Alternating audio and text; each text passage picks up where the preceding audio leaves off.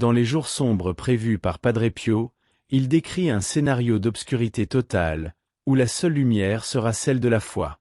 Imaginez, des rues désertes, des fenêtres fermées, un silence lourd. Il ne se contenta pas de prévenir de cet événement, mais donna des instructions claires, comme quelqu'un qui anticipe un événement inévitable, mais sans perdre l'espoir. À l'époque, lorsqu'il s'adressait à ses dévots, il leur disait que seules les bougies bénies éclaireraient les foyers de ceux qui avaient confiance. Et en tant que témoin de la foi, il croyait qu'il fallait préparer le corps et l'âme. Ce n'est pas une menace, mais un appel à réfléchir sur notre propre spiritualité, et à savoir si nous sommes prêts à affronter l'obscurité que la vie pourrait nous réserver. La parole de Padre Pio porte une aura de mystère et un défi subtil. En véritable guide sage, il esquisse non seulement une vision sombre, mais aussi un appel à redécouvrir la foi. Les prières, les cultes et les louanges sont bien plus que des pratiques ordinaires, ce sont des sources de lumière dans les ténèbres. Il conseillait à tous d'intensifier leur vie de prière et de garder la Bible à proximité, comme une encre solide pour les temps incertains. Alors, que faisons-nous pour fortifier notre spiritualité? Dans ce cas, il est plus que recommandé de se plonger dans l'étude biblique et de chercher la paix dans les cultes et les sermons, afin que la foi ne survive pas seulement, mais grandisse. Le mystère de la prophétie des 3 jours d'obscurité ne se limite pas à une prévision effrayante, mais à un enseignement profond sur la persévérance et l'abandon. Ceux qui sauront se réfugier dans la spiritualité, comme l'orientait Padre Pio, pourront voir l'obscurité comme une métaphore de la vie. Sa recommandation était claire, rester dans la prière, tenir la Bible et se concentrer sur la louange, car, en ces moments-là, chaque parole de Jésus-Christ devient un bouclier. Il croyait que ceux qui avaient foi traverseraient cette période sans peur, la voyant comme un test et une occasion de réaffirmer leur lien avec la religion. Et ainsi, on perçoit déjà l'importance de comprendre le parcours de Padre Pio, dont l'histoire continue d'inspirer tant de gens aujourd'hui. Depuis son enfance, Padre Pio semblait destiné à un voyage extraordinaire. Né dans une famille simple et dévouée, il manifesta très tôt des signes d'une foi peu commune, le poussant à passer des heures en prière. Au milieu des défis de santé, il trouva la force de suivre sa vocation et entra dans l'ordre des Capucins. Là, entre études religieuses et routines austères, il approfondit sa connexion avec Jésus-Christ et découvrit que le chemin de la foi était aussi celui du sacrifice. Ainsi, Padre Pio fut formé, entre douleurs physiques et expériences spirituelles, qui marqueraient toute sa vie. Peu à peu, Padre Pio commença à attirer des personnes de tous horizons, curieuses de rencontrer le frère qui portait les stigmates du Christ. Ce fut un épisode si fort qu'il attira aussi bien l'admiration que la curiosité des religieux et des érudits. Aujourd'hui encore, beaucoup se demandent comment il a vécu cette célébrité, toujours entouré de sermons, de cultes et de messes bondées. Il voyait les stigmates comme une occasion de se rapprocher encore plus de la vie de Jésus, en vivant une spiritualité authentique, centrée sur la prière et le service aux autres. Ce témoignage de foi continue d'inspirer les jeunes chrétiens à chercher une relation plus authentique avec leur foi. En se consacrant à la charité et à l'aide spirituelle, Padre Pio bâtit une trajectoire qui dépassa les frontières et poussa beaucoup à rechercher la foi dans l'Évangile avec une espérance renouvelée. Il comprenait que le service aux autres était la voie la plus proche de l'adoration de Dieu. Ces actions nous rappellent que le christianisme est aussi un appel à vivre pour les autres, en pratiquant ce que l'on prêche. Par son exemple, il montra que le véritable dévouement est celui qui inspire, touche le cœur et pousse les gens à vivre dans la compassion. Et ainsi, nous nous dirigeons vers le prochain sujet concernant les dons spirituels qui le distinguaient encore davantage. Padre Pio est encore aujourd'hui rappelé pour ses dons spirituels extraordinaires, quelque chose de rare. Imaginez-vous face à quelqu'un qui, en plus de transmettre des paroles de sagesse, pouvait, selon les témoignages, prédire l'avenir et guérir les gens. Des personnes en quête de guidance et de réponses spirituelles venaient de loin, attirées par sa capacité à lire les pensées et les sentiments de ceux qui se confessaient. Pour beaucoup, il était plus qu'un prêtre, il était un guide, quelqu'un capable d'offrir non seulement des conseils, mais une nouvelle vision de la foi et du pouvoir du christianisme dans leur vie. Mais ces dons n'étaient pas une source de fierté pour Padre Pio, au contraire, il les voyait comme un fardeau, un devoir qui nécessitait encore plus de dévotion. Et avec toute cette responsabilité, il cherchait à renforcer ses pratiques religieuses, se plongeant dans la prière et l'étude de la Bible pour comprendre et fortifier sa mission. Pour lui, les dons qu'il possédait étaient une preuve divine, un appel à guider et inspirer les croyants. Même avec toute cette célébrité, il restait fidèle à l'Évangile et à Jésus-Christ, se rappelant que la véritable adoration réside dans l'humilité face aux dons que Dieu accorde. Ces dons spirituels de Padre Pio ont eu un impact durable, et jusqu'à aujourd'hui, les dévots réfléchissent à la profondeur de sa connexion avec le divin. La lecture des pensées, les miracles de guérison, tout cela nous invite à penser à ce que la foi peut accomplir. Inspirés par son exemple, les jeunes chrétiens et les dévots de tous âges cherchent à approfondir leur spiritualité, cherchant eux aussi à développer une vie de prière et de dévotion. Et au milieu de tant de questions sur l'avenir et ce qui nous attend, Padre Pio offrait des conseils pratiques, avertissant de l'importance d'une vie de foi pour affronter les temps à venir. Padre Pio a été clair dans ses avertissements concernant les défis de la fin des temps, un sujet qu'il abordait avec sérieux et urgence. Il conseillait les croyants de vivre dans une prière constante, en menant une vie de modération et de repentance. Selon lui, les temps d'obscurité nécessiteraient une foi ferme, une dévotion inébranlable qui offrirait une sécurité spirituelle. Il insistait également sur l'importance de pratiques concrètes, telles que la prière quotidienne, pour renforcer l'esprit et se préparer à toute adversité qui pourrait survenir. Pour ceux qui cherchaient une vie chrétienne authentique, ces conseils étaient la clé pour affronter l'avenir. Dans des temps d'incertitude, Padre Pio recommandait à chacun de maintenir une vie dévotionnelle intense et de se préparer pour les moments difficiles en suivant des actions spécifiques, comme fermer les fenêtres et rester chez soi durant les jours d'obscurité. Pour lui, suivre ces instructions était essentiel, surtout à un moment où les croyants ressentiraient le besoin d'une connexion profonde avec Jésus-Christ. Il insistait également sur l'usage de bougies bénites, symbole de la protection divine.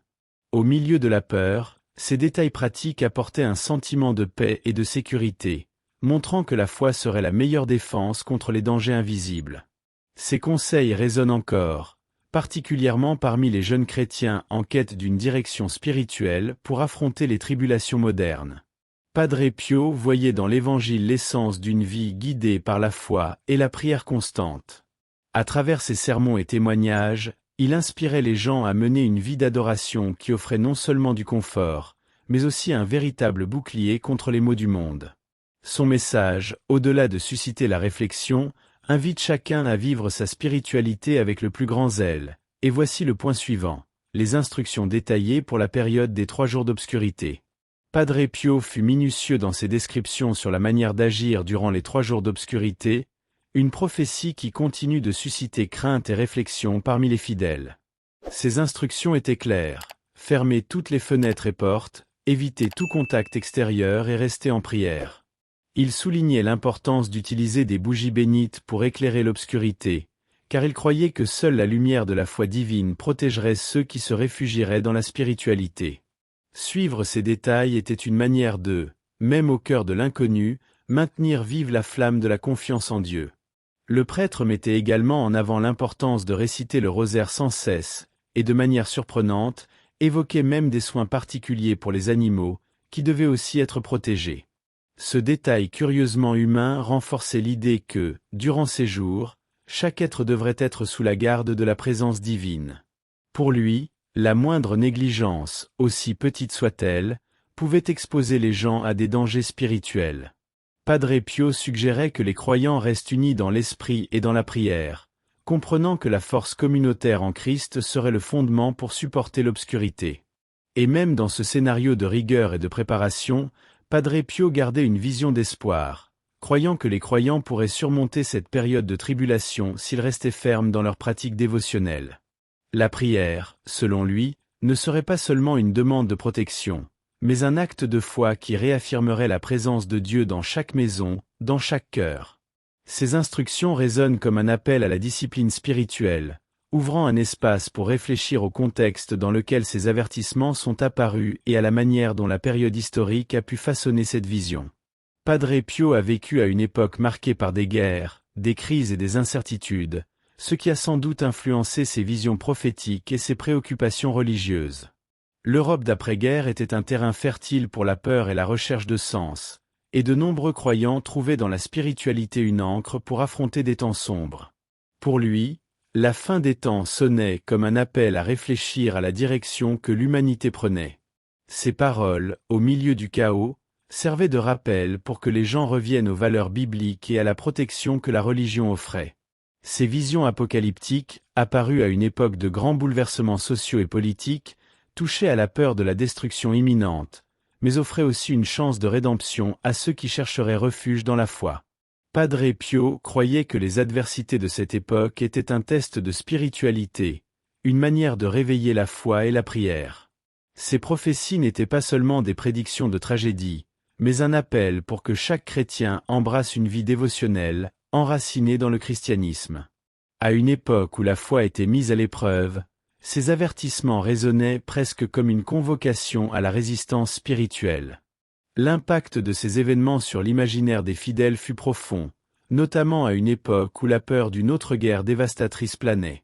L'appel de Padre Pio pour que les dévots restent en prière résonnait comme un rappel que la protection divine était à portée de main pour ceux qui la recherchaient sincèrement.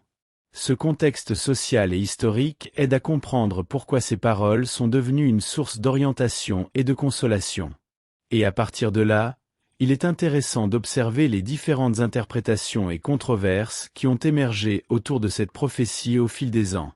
La prophétie des 3 jours d'obscurité a suscité plusieurs interprétations au fil des ans, avec différents leaders religieux et croyants débattant de sa véritable signification. Pour certains, l'obscurité représente une tribulation spirituelle, une phase de purification que chacun doit traverser avant la véritable lumière. D'autres croient à une interprétation plus littérale, où le monde connaîtrait un événement physique d'obscurité totale. Chaque version reflète différentes manières de vivre et de comprendre la foi, et cette pluralité de visions maintient le thème pertinent et intrigant.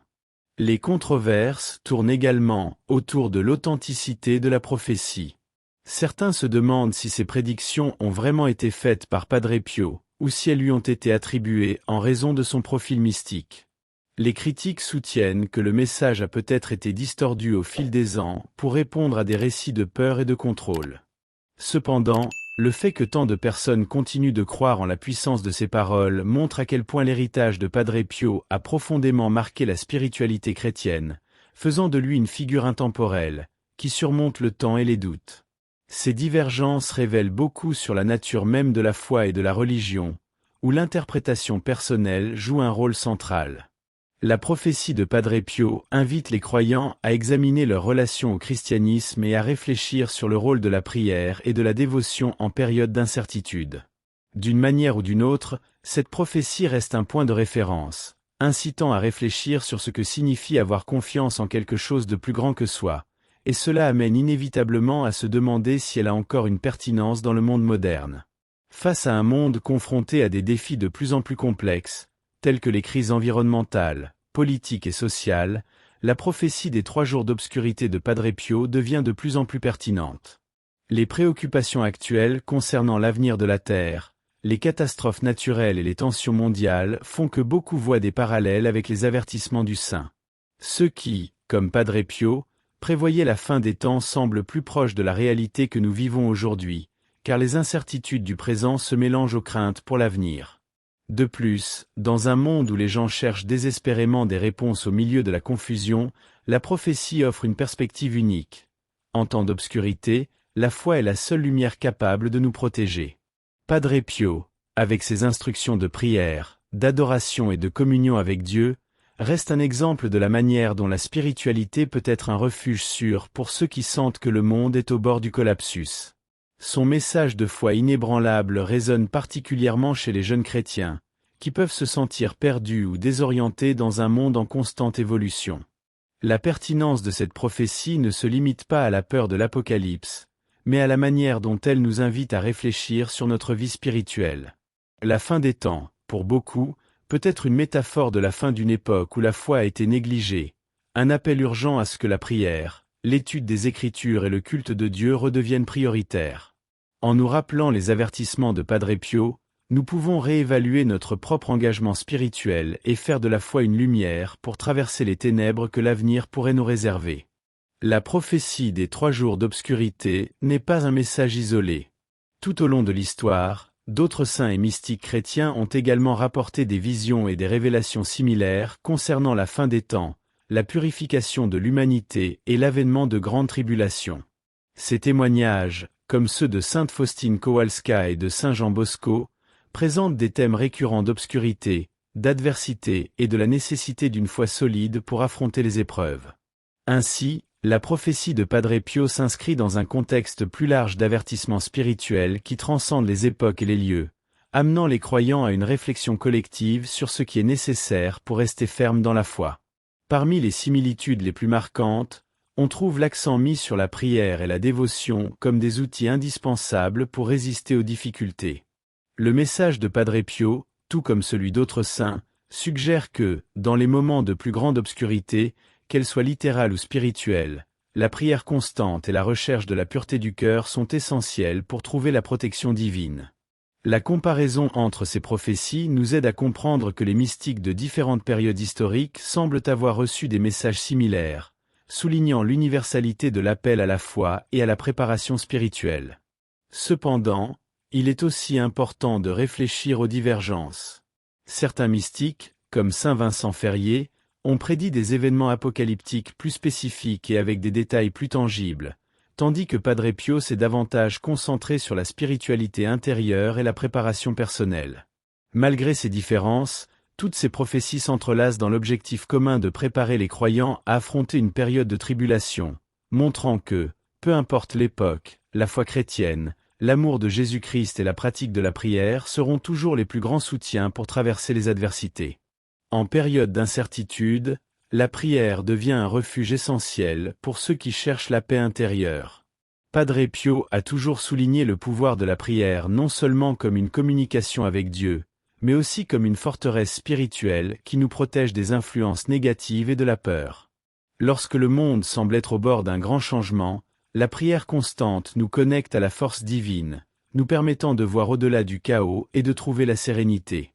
Pour affronter toute adversité, qu'elle soit physique ou émotionnelle, la prière nous renforce, nous rendant plus résilients face aux défis qui surgissent. La foi, quant à elle, est le carburant qui nourrit la prière. Sans foi, les paroles prononcées lors de la prière peuvent devenir un simple acte mécanique. Comme le disait Padre Pio, il faut vraiment croire en ce que l'on prie. L'Évangile de Jésus-Christ nous enseigne que la foi peut déplacer des montagnes, et dans les moments de grande adversité, elle devient le pilier sur lequel nous pouvons nous appuyer. Dans un monde aussi rempli d'incertitudes, la foi se présente comme l'encre qui maintient notre espoir vivant, nous assurant que, même face aux plus grandes peurs, la main de Dieu sera toujours là pour nous protéger. La prière et la foi, lorsqu'elles sont unies, forment un puissant outil pour surmonter la peur et l'angoisse. Pendant les 3 jours d'obscurité, que Padre Pio a si clairement averti, les croyants sont instruits de prier, de rester calmes et de faire confiance à la providence divine.